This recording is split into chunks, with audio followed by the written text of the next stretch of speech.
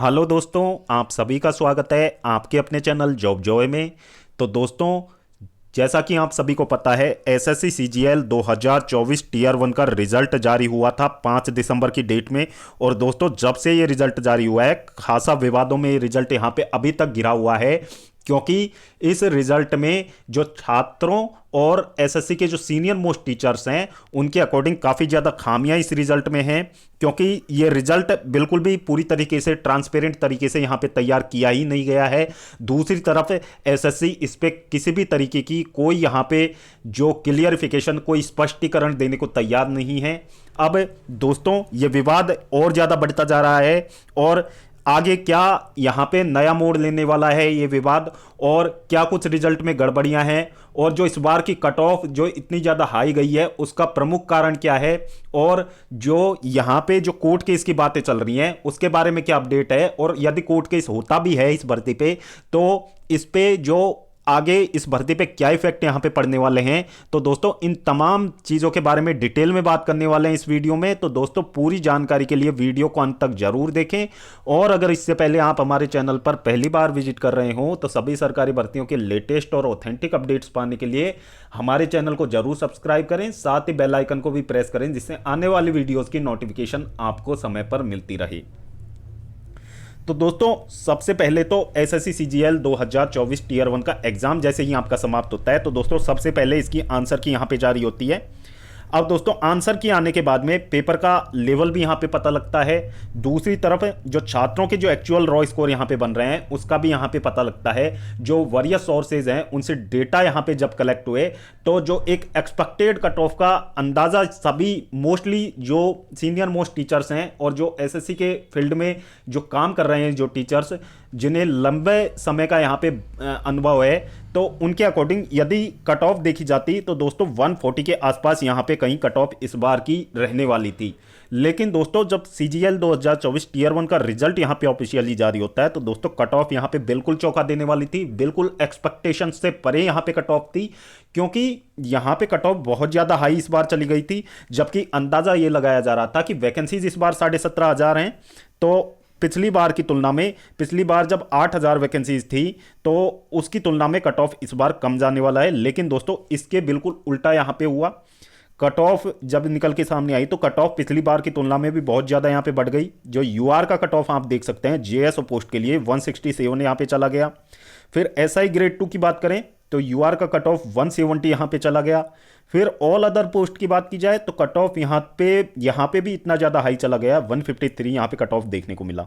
अब दोस्तों, इसको देखने के बाद जो छात्रों के मन में है, जो गुस्सा था एसएससी के प्रति, वो और ज़्यादा यहाँ पे निकल के सामने आया और छात्रों ने सीधा सीधा आरोप लगा दिया कि एसएससी ने बिल्कुल ट्रांसपेरेंसी से काम नहीं किया है। और यकीन मानिए दोस्तों, जैसा कि अभी जो एमटीएस भर्ती में भी जो मामला खुल के सामने आया था, तो उससे वाकई में कहीं ना कहीं सवाल तो खड़े होते हैं एसएससी की ट्रांसपेरेंसी पे कि एसएससी किस तरीके से एग्जाम यहाँ पे कंडक्ट करवा रहा है। एसएससी की जो ट्रांसपेरेंसी है उस पर सवाल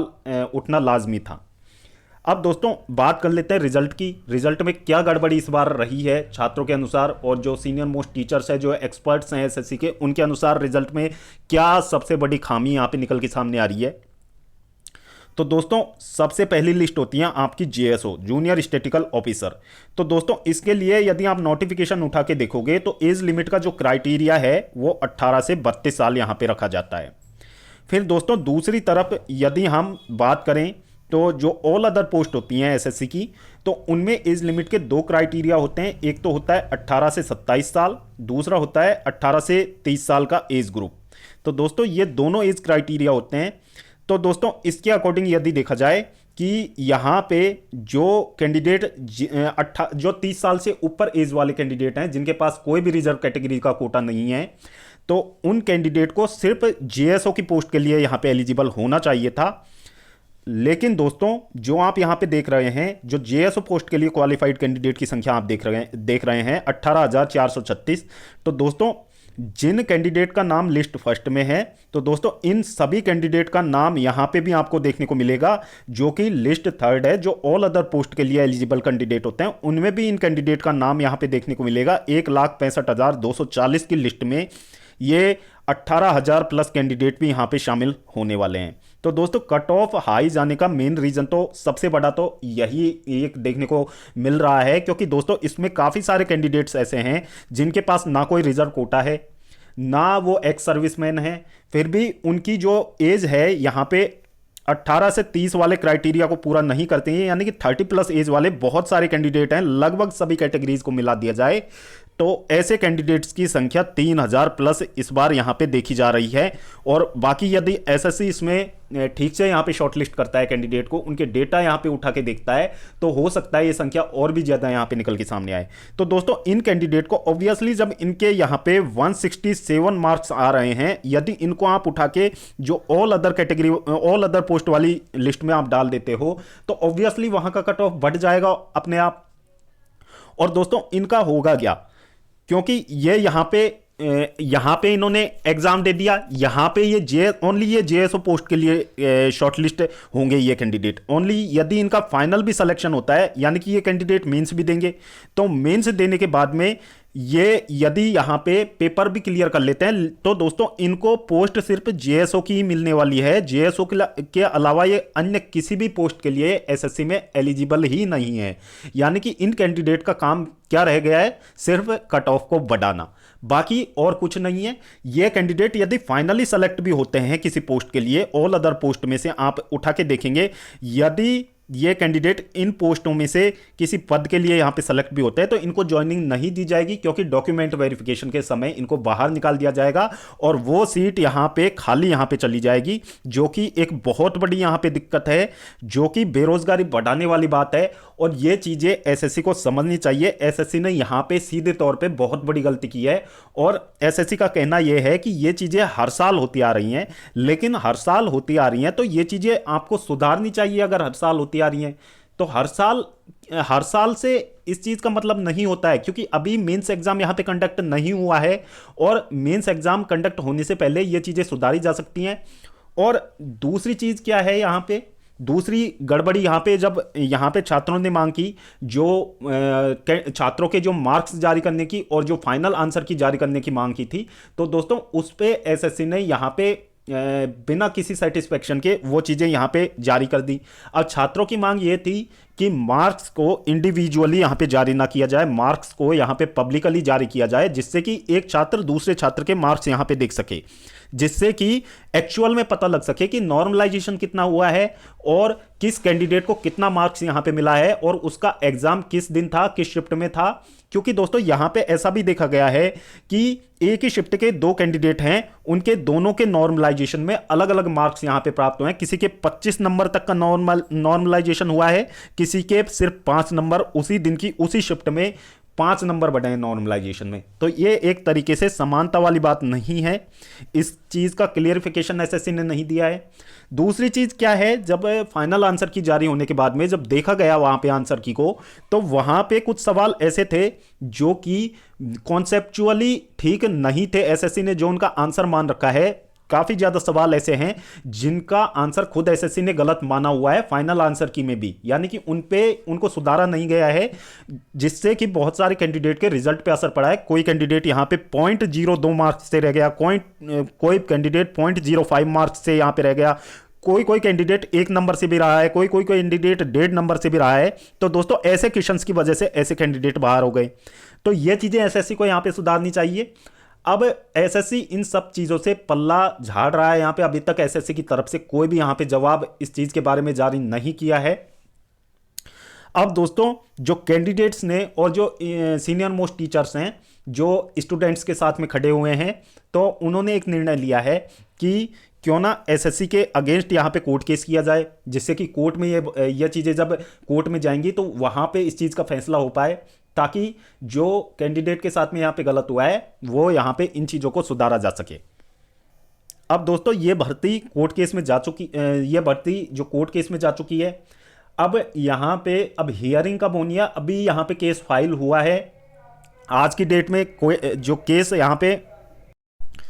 आज की डेट में यहाँ पे केस फाइल किए जाने की बातें लगातार चल रही थी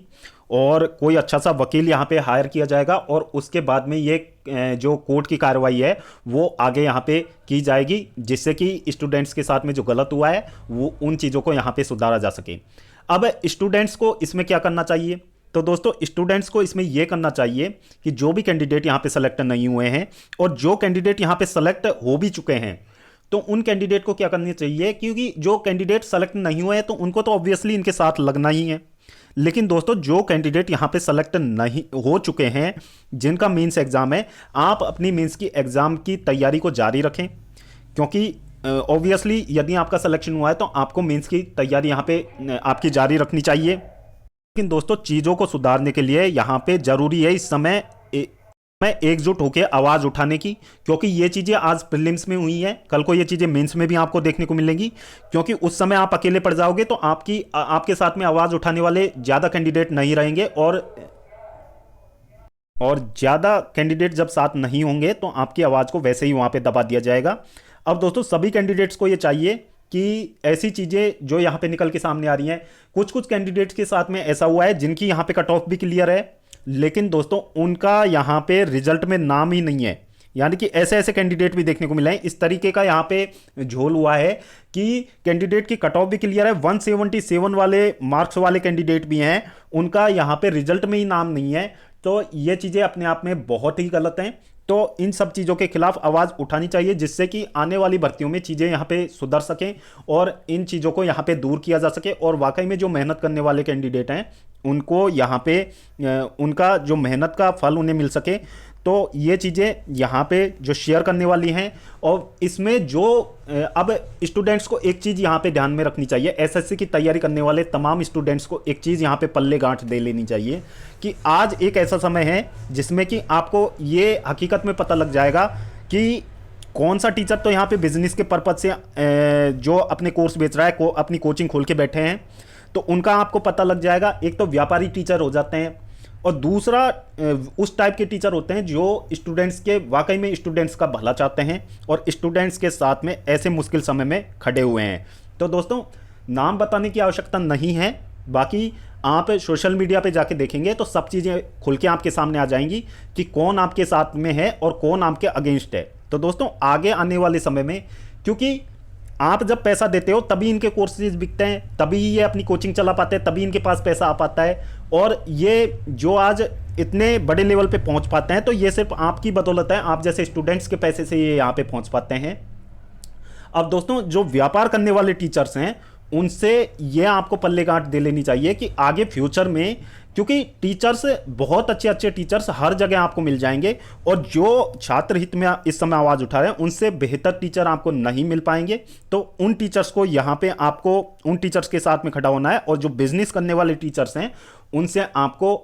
हमेशा के लिए दूर रहना है। और अपने जो आने वाले आपके भाई बहन या फिर आपके मित्र जो कोई तैयारी करना चाहते हैं तो उनको ये चीज़ें सजेस्ट करनी चाहिए कि कौन सा टीचर बेस्ट है और कौन टीचर छात्रों के लिए अच्छा नहीं है। तो इन चीज़ों का पता आपको आज इस समय में यहाँ पे अच्छे से लग जाएगा। तो जो टीचर यहाँ पे छात्र हित में लगातार आवाज़ उठा रहे हैं तो आपको उनके साथ आने की आवश्यकता है, और छात्रों को एकजुट होकर अपनी आवाज़ को और बुलंद करना चाहिए। और जो भी इस तरीके की आवाज़ उठा रहे हैं टीचर्स, तो उनकी वीडियोस को ज़्यादा से ज़्यादा आप लोग शेयर करें, जिससे कि ये बातें एसएससी तक भी पहुंच पाएं। और यदि आपके पास इसके रिगार्डिंग और भी ज़्यादा प्रूफ्स हैं एसएससी के, जो आपको लगता है कि रिजल्ट में गड़बड़ियाँ हुई हैं, तो उनको जो टीचर्स हमारे साथ में लगे हुए हैं आवाज़ उठा रहे हैं, तो उनके टेलीग्राम चैनल्स पे उनके पास में आपको वो प्रूफ्स यहाँ पे भेजने चाहिए, जिससे कि कोर्ट केस में हमारी चीज़ें अच्छी मजबूती से वहाँ पे पेश हो सके और यहाँ पे चीज़ें क्लियर हो सके। अब दोस्तों दूसरी चीज़ यहाँ पे यदि यह भर्ती कोर्ट केस में जाती है और कोर्ट ने इसका निर्णय छात्रों के हित में यदि सुनाया, तो यहाँ पे उसका क्या इफेक्ट पड़ने वाला है? तो दोस्तों उसका जो सेलेक्टेड कैंडिडेट हैं उन पे कोई इफेक्ट नहीं पड़ेगा। होगा ये कि जो छात्र यहाँ पे वाकई में इसके हकदार थे, जो मेंस देने लायक के छात्र थे, तो कट ऑफ थोड़ा सा यहाँ पे डाउन होगा और उन कैंडिडेट को यहाँ पे मौका मिल पाएगा। दूसरी चीज़ें क्या होंगी कि एक आपकी जो मेंस यहाँ पे पोस्टपोन होगी, मेंस की एग्जाम डेट यहाँ पे बढ़ाई जाएगी, और एक रिवाइज रिजल्ट जारी होने के बाद में जो बाकी सारे कैंडिडेट हैं उनको भी उतना ही समय मिल पाएगा मेंस की तैयारी के लिए। तो मेंस की डेटें थोड़ा सा पोस्टपोन होने की संभावनाएं इस समय दिख रही हैं। यदि ये सब चीज़ें हमारे अकॉर्डिंग यहाँ पे होती हैं तो ऐसा इस भर्ती पे यहाँ पे थोड़ा सा असर देखने को मिलेगा। बाकी इससे किसी भी छात्र को कोई नुकसान नहीं है, बाकी फायदा ही है, क्योंकि जो तैयारी कर रहे हैं छात्र उनको थोड़ा एक्स्ट्रा समय यहाँ पे मिल पाएगा, और जो छात्र यहाँ पे नए ऐड ऑन होंगे रिजल्ट में तो उनके लिए मेंस देने का उनको एक अवसर यहाँ पे प्राप्त होगा। तो इसमें नुकसान किसी भी छात्र को नहीं है, ना ही सेलेक्टेड छात्रों को नुकसान नहीं है यहाँ पे, और जो नहीं सेलेक्ट हुए हैं तो उनके लिए तो ये फायदे वाली बात होगी अगर यहाँ पे कोर्ट केस में जो फैसला है वो छात्रों के पक्ष में आता है